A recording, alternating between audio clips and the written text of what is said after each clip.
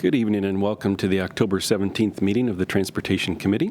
With us this evening, we have many of the committee members as well as staff members as part of this discussion. So with that, I'll consider the call to order complete. Our second item of business is the approval of minutes from the September 19th meeting. Any comments, questions, issues with those minutes? Seeing none, can I have a motion to approve? I'll make a motion to approve the minutes. A second? I'll second. All in favor? Aye. Okay, with those minutes are passed. So we do have several committee discussion items this evening and then a couple other updates for the committee as we go along. So our first item of discussion, and we'd brought this up at the last meeting, was talking about Qualtrough Road. So we've done some traffic counts. Amy has those. And then there was some questions about accident data coming out of that. So Amy, if you want to give an update for the group. Sure, yeah. So just as a quick reminder, I think a complaint had come in to Eric about speeding on Qualtrough Road. The last counts we had done were from 2021. So we put the counters out again. And we got an ADT of 2,900, about 3,000, and an 85th percentile speed of 47 miles per hour, which was up from 2021. Yep. So then to follow up on our question about the accident data, I went to the NYSDOT, basically their clearinghouse for accident data, and we found 14 accidents in the last 3 years, so from January 1st, 2020 Wow. to March 31st, 2023, which is the most recent, confirmed data. So it does sound like a lot. I started going through the accident data. Some of them, I think around 6 of them, are related to Atlantic Ave and Browncroft Boulevard here, so that could be, I think one of them was like someone overtaking improperly, so they never actually even entered Qualtrough. A couple of them were They just get flagged improper turns. Get flagged as Qualtrough as the cross street in that. Yeah. Correct, yes. So aside from those, that leaves us with 8 accidents on Qualtrough in those 3 years. I didn't see too many of them having to do with speeding exactly. So 3 of them had to do with icy conditions where one person was trying to stop and just slid on the icy road and either hit another car or an immobile object. One of them was actually steering failure, so I don't know if there's anything we can do about that. And the 4 remaining accidents had to do with running red lights, rear ends where both people were sitting at a red light and the person behind just went, turning too tight and hitting the other person head on. And I think there was one intersection accident up at Embury and Qualtrough. So that was the accident data we had gotten. I think there was From one NYSDOT. deer collision or something as well as part of that. Thank you for the update. So I'd say that was kind of coming out of the last meeting as we looked at what the accident data and see if there's any consistencies with that. But it's still concerning with I think the speed Yep. a couple years ago was 41, 42, and now it was up to 47. So we've already asked the sheriff to put extra patrols on that. Unfortunately, the sheriff that was with us, he's being transferred to another section. So he'll no longer be attending, but the captain assured us that as soon as the new person's in the position, we'll have somebody else coming back to our meeting. So happy to hear that the sheriff will continue. But that's something that through the supervisor's office, make sure they meet with them once a month. That Qualtrough seems to be a spot that, it does seem to be the speeds are increasing and, increasing a fair amount. So we'll want to make sure we get some additional patrols on that. That street, but otherwise we've looked at the signage, we've looked at, it's pretty much a straight road without sight distance issues, so I don't know. It's very easy to drive down it and feel like you're not going fast enough. I've done that and looked down and gone, ooh, I'm going to 42, and it's like slow back down. Yeah, so we are looking to get a new, hopefully a feedback cart additionally that, we could put out there. So again, that's just a kind of the reminder to the public that, they may be just kind of rolling along and not paying attention. I think the hours, most of them in the enforcement time was drive times, either morning or evening drive time. So it was kind of most people either coming or going from work and hustling to get where they're going. But I think hopefully between the feedback cart and some additional police patrols, hopefully that should help to address it and to get people to slow down. I don't know if there's any other physical improvements to be done to the road. It's pretty much straight. That I don't think there's sight distance issues or other means or methods to, get people to slow down in that area. But I think, as we've talked about at this committee before, and I know Dan's a big proponent of it, it's a multi-stepped approach. It's the engineering of the road, it's the signage to inform people, and then the last leg of that is the enforcement, and that's the piece that we need to rely more heavily on, is the enforcement part of it. So if there's nothing physically wrong with the road, the signage is up to snuff, then the enforcement is the piece that we're missing in that. So we'll need to work closely with the Sheriff's Department to get that piece of it under control. And the education. And the education, and then the feedback card helps with the education. So one, issuing some speeding tickets helps with education. That's one form of When it pinches your wallet, then maybe people get to know. And the second is the feedback card to, educate people what the speed is on the road and have them remember and drive at a proper speed. Any other questions, comments, discussion on that item? Okay. So the next one, we had concerns and received a comment about concerns of speeding on Pembroke Drive. So this one, we did not have traffic data as of the last meeting. So I think Amy's bringing up the map on that, and then she can update us on the speeds that we saw in the most recent count. Yes, I can give you an update on that. So Pembroke is mainly residential, and it connects to 250 and 441. We put the traffic counters, we put one set up on the north side here, and we put the second set down on the east side here. So I can talk about the north side set of data first. We found an ADT of 839 vehicles and an 85th percentile speed of 35 miles an hour. I will say the posted speed is 25 miles an hour along this whole road.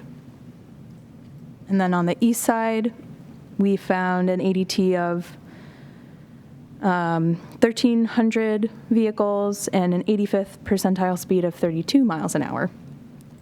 So that is the data that we got.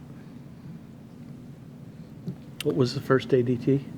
The first ADT was 839, so it's More at the south, okay. yeah, more on So the east side. we've done it in the past where we've put the counters to the west of, there's a senior living facility, so we've tried to pick up the volume and also the plaza. So this time we were trying to catch the speed. So they moved it east, so we're not catching the volume. So you can say, well, we're not catching the senior living facility, there's some rental commercial units and stuff to the south. We're not picking that up, so that's what's probably throwing the ADT off. We're picking up just the residential portion of that, not any commercial component. But this one, with the complaint of speed, we were trying just to kind of put it in the straightaway portion, more mid-block, and see, what the speed is, because as you approach the intersection, cars would be slowing down. And then on the east side, you've got some more apartment building units over there, and then some side streets that that filter in, and then as you approach to 441. So again, I think this might be a good location just for the reminder of a feedback cart of what the speeds are supposed to be. It is posted 25. I know we've got 32 and 35, so yes, they're up. But I think with the feedback cart, help to remind people what they should be driving through those areas.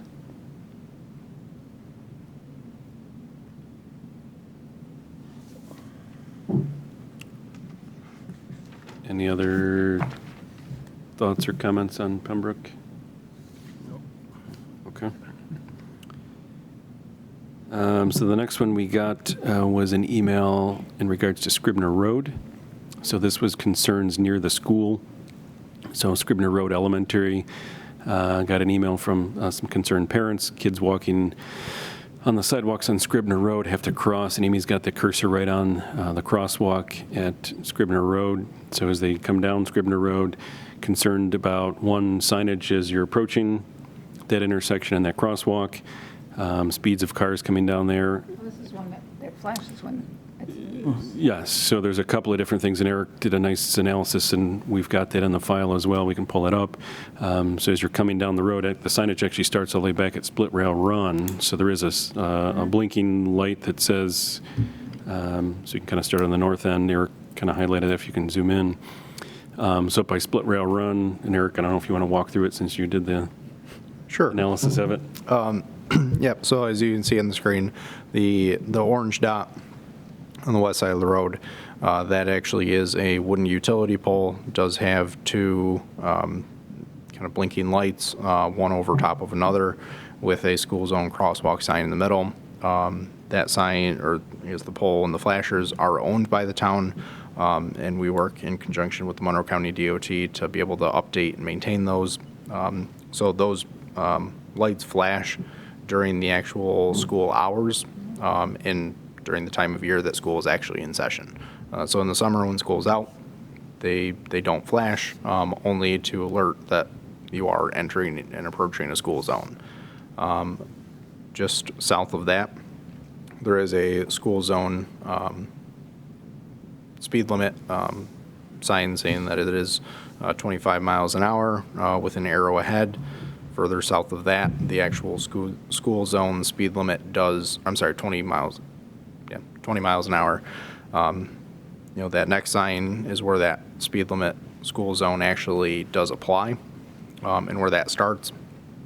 And it doesn't show up the kind of greatest there, but there is a school zone crosswalk ahead sign just prior to the physical crosswalk and signage. Though the signage at the actual crosswalk does have a pedestrian button on either side, so if and when that button is pressed, the signs on both sides of the road do flash. It's an alternating It's kind very of visible flash on both sides. on both sides, because we drive down that a lot. So that the very northern and southern extent, the signs, the lights on the pole, those flash the duration of the actual school day, where these only flash when the button is crossed, or when the button is pressed and there's someone actively using that crosswalk. Again, then kind of as you go further south, it does just the inverse. You got the school zone where that starts, heading northbound, the sign at kind of ahead and prior as you're approaching, and then the last thing is where those warning flasher lights start.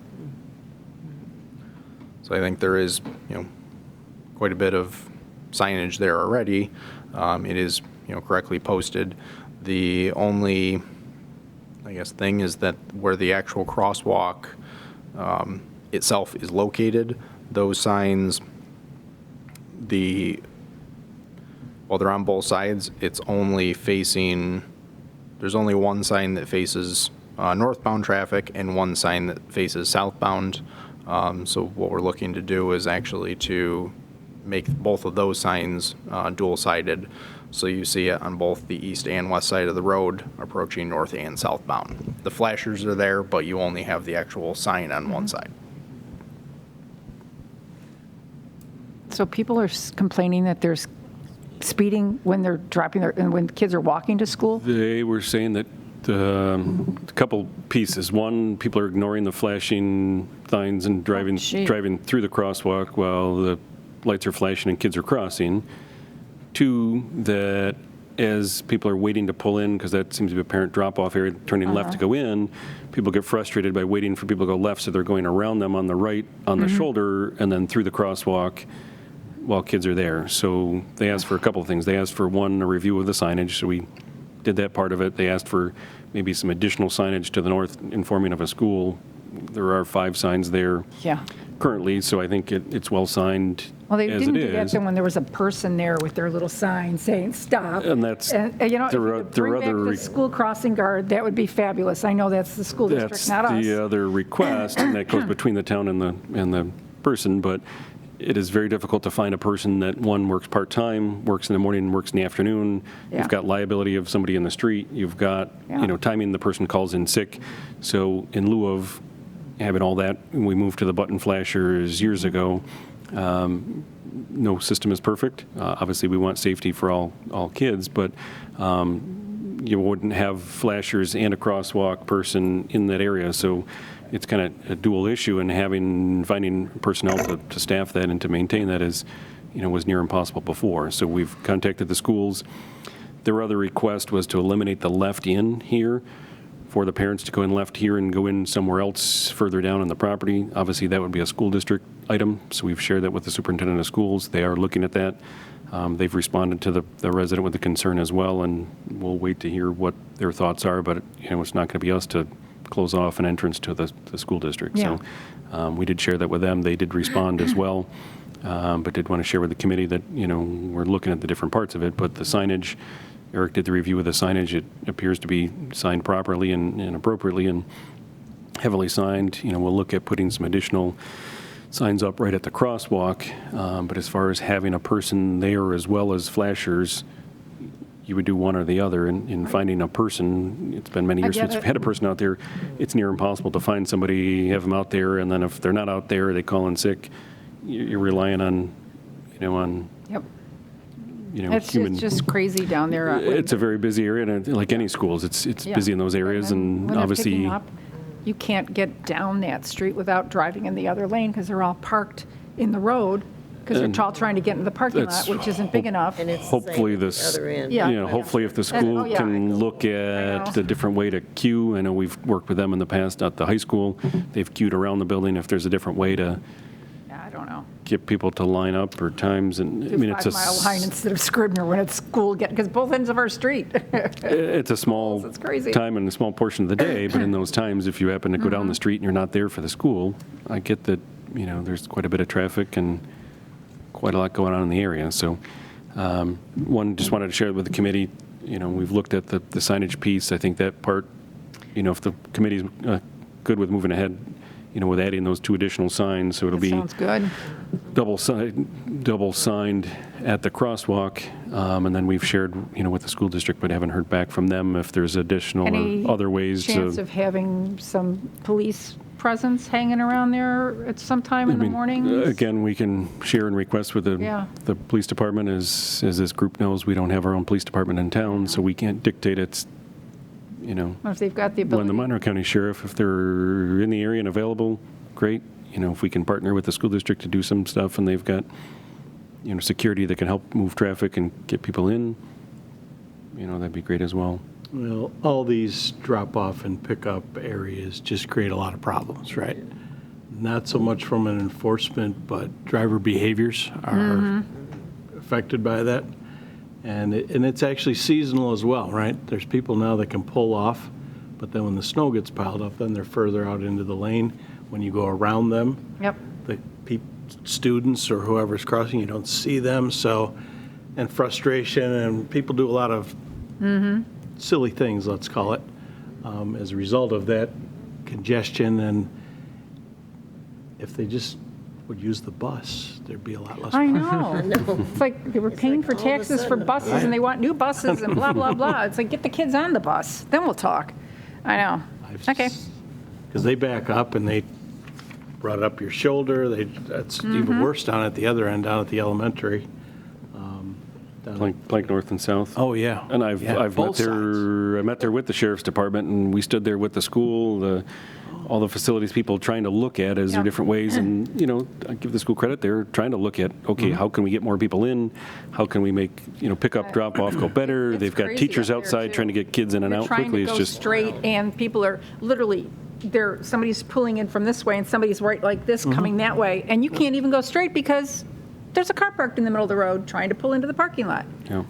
Need a loop road around the entire perimeter of the property. That's it. So I know the school lanes. was looking at different ways and means and methods for it, Okay, so. my Webster school taxes, our Webster school taxes are high enough. We don't need that. And I'd say, Suggesting that is a solution, Yeah, I know, I get not a it. good one.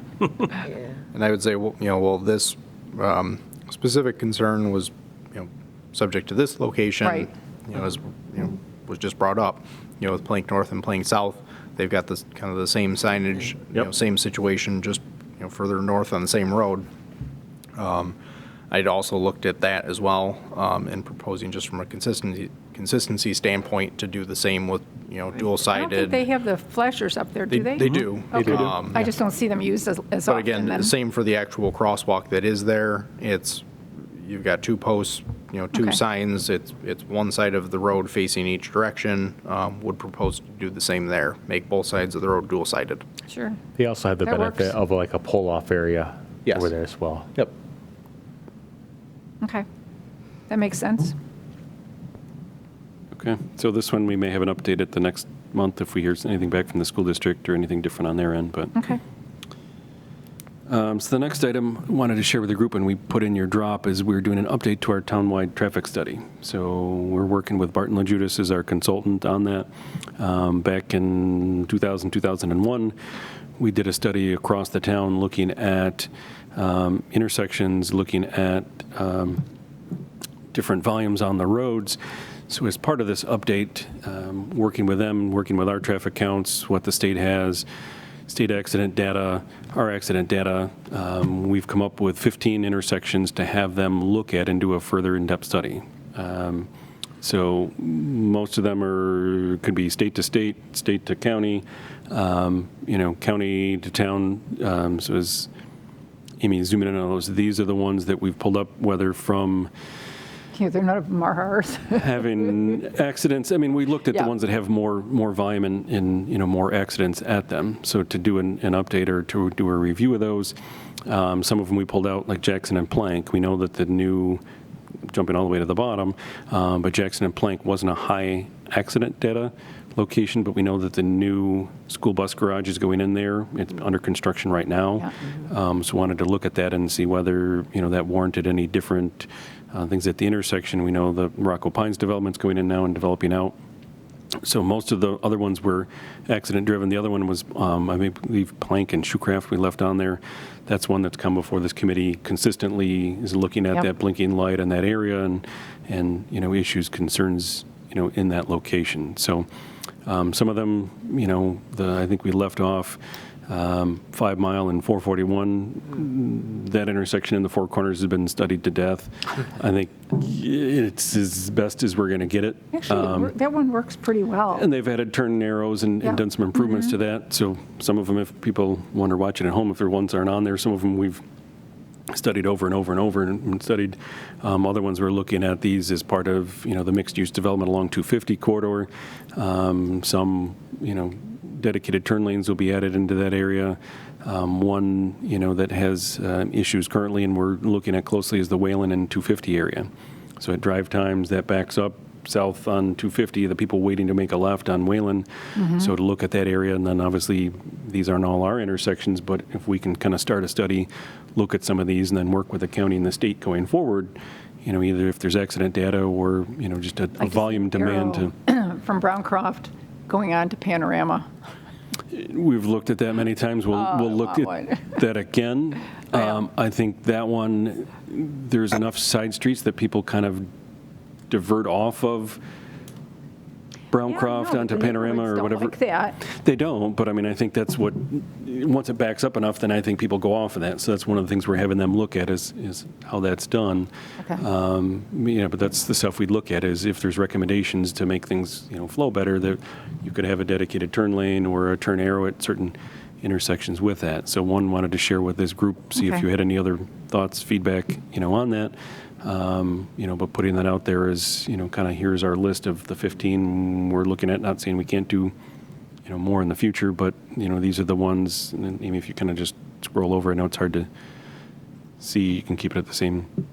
So they pulled from the state data, so it shows type of intersection, whether it's signalized, the ADT. So that's, in millions of cars per year going through that intersection, the number of crashes in 2020, 21, 22. So trying to look at trends as they go along, how those either are trending down, trending up. We looked at and just did improvements on 5 Mile and Atlantic. Happy to see that the trend is going down for accidents. That one before, people would give courtesy, people to wave through, and then some car would go around the outside. So it's also good to kind of see if things are trending better on the ones that we've done. But this is in your drop materials today, so if it's hard to look at on the screen here, but if you can take a look at it, and if you've got any others that you've got thoughts on, or ones you'd This is a good list. A lot of these have been in front of us see in lieu of before, they've so it come makes sense. back and everything else. Just as they go forward to kind of look at that and then do an update. What is the average crash rate? Is that depending on the type of road it is? It is, and then it depends on, so there is a statewide average for that intersection. So you can't see that column. We can provide that. So each one's a little bit different. So based on what kind of road, what the ADT is, kind of depends what that crash rate is. So that's why you can see some of them says, is it above the average crash rate, for a road of that type into that area? You can see, and then it breaks it down to a numerical percentage, and obviously that's different for different intersections. So we kind of highlighted the ones that showed, yes, they're above the average crash rate. Let's have them study why. Is there, configuration things, different signage we can do for them. Some of them, as I say, get down to the bottom one, was that, and I think the last one, it just popped up a little bit, was the Jackson and Plank one.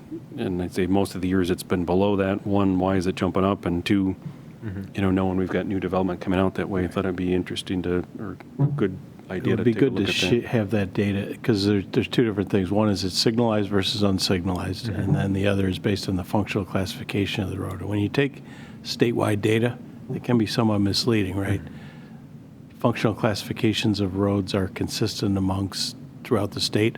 However, when you compare some downstate, highly urban counties and against some rural, that data can be somewhat misleading.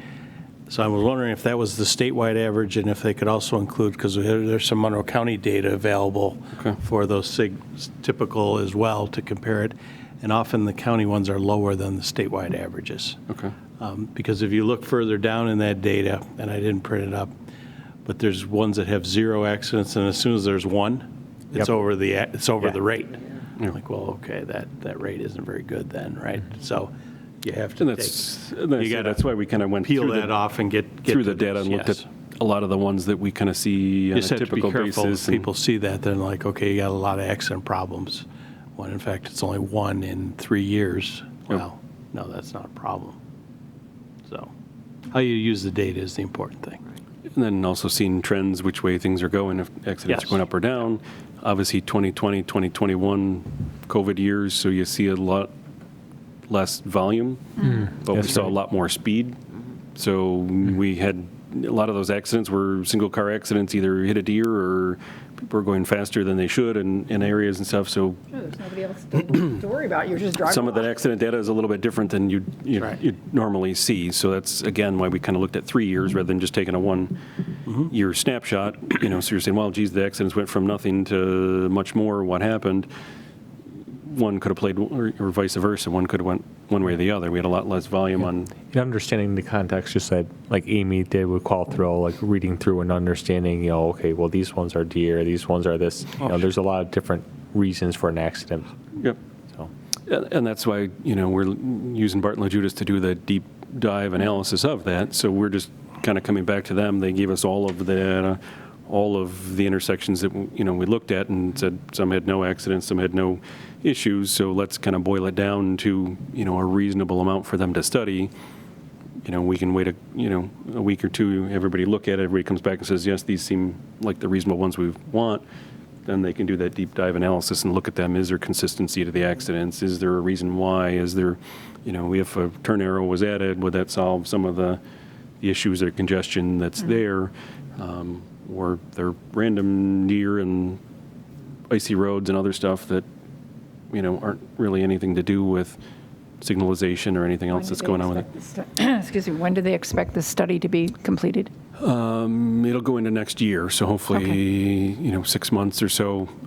So they first, been working with us to kind of boil this down, wanted to share, that with this committee, put it out, to the public, and This then, had all the numbers, but you're not asking them to do collision diagrams for every one of these, are they? no, they're going to do an analysis of them, but Okay.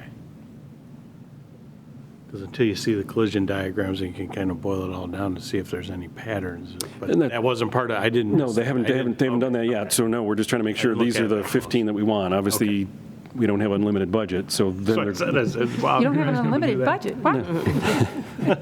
trying to keep your tax dollars down. So. Oh, okay, I appreciate that. But obviously, More useless data. look at this and make sure it's something that is beneficial to this committee, to the town. But if these are the 15 that we think make sense, again, we could add in the future if something comes up. Then they would go through and do that analysis of the diagrams and look: is there consistency? Is there anything that shows up consistently and says, hey, we probably should look, and we can work with the state or encourage the county to look at adding a turn arrow or a dedicated turn lane, or if there's something that shows out of that data. So hopefully this gives us information to then use with those other groups to advocate for intersection improvements and things to help with flow, but obviously make them safe as possible.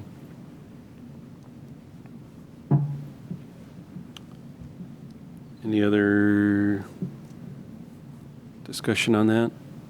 Nope. So, okay. So that completes our items under the committee discussion.